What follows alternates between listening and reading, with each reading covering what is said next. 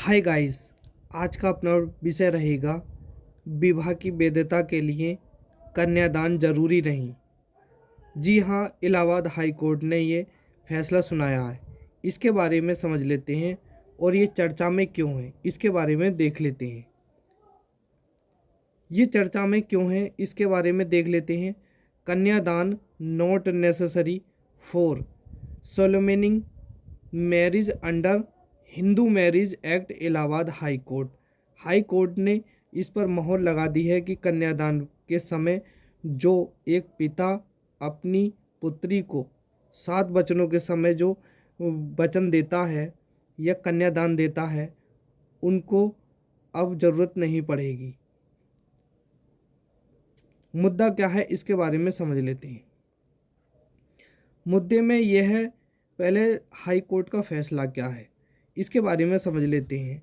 ये न्यायमूर्ति सुभाष विद्यार्थी की पीठ कर रही है।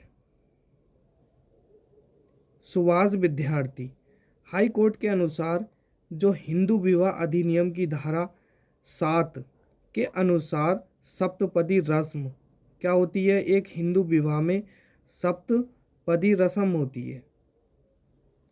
जो अग्नि के 7 फेरे लिए जाते हैं उस समय ये सप्तपदी रस्म निभाई जाती है।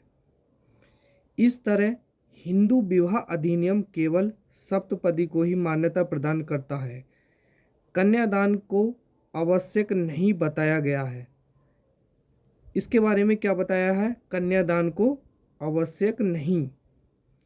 इस आधार पर कन्यादान का समारोह से संबंधित तथ्य को साबित करने के लिए अपराध प्रक्रिया जो संहिता CRPC की धारा 311 के अंतर्गत गवाहों को नहीं बुलाया जा सकता है।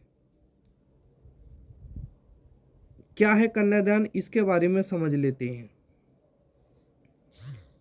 और क्या है सप्तपदी रस्म इसके बारे में समझ लेते हैं। फ्रेंड्स, इसका शाब्दिक अर्थ होता है 7 चरण या 7 वचन। जो अग्नि के साक्षात के सामने ये जो देखो ये है अग्नि और यहाँ पे जी ये वर है और ये कन्या है।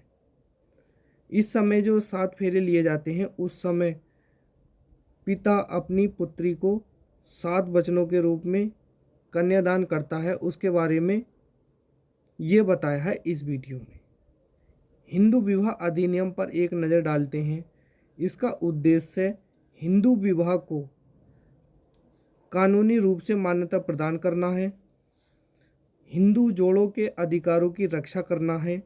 ये कब एक्ट बना था, तो हिंदू मैरिज एक्ट 1955 का एक्ट है। ये क्या है फ्रेंड्स, 1955 का। इस अधिनियम में 6 अध्याय के अंतर्गत कुल कितनी धाराएं हैं, 29 धाराएं शामिल हैं। कौन कौन सी, हिंदू विवाह के लिए शर्तें, हिंदू विवाह के लिए समारोह और हिंदू विवाह का पंजीकरण होना अनिवार्य है। वैधानिक अधिकारों की बहाली और न्यायिक प्राधिकरण और विवाह और तलाक की शून्यता, रख रखाव संबंधी प्रावधान भी दिए गए हैं। इसमें ये अधिनियम बताता है कि हिंदू, बौद्ध, जैन और सिख धर्म के लिए लोगों के लिए कानून लागू है। हिंदू विवाह से जुड़े संवैधानिक प्रावधान क्या है, अनुच्छेद 21 में क्या है, प्राण एवं दैहिक है, क्या है, जीवन का अधिकार।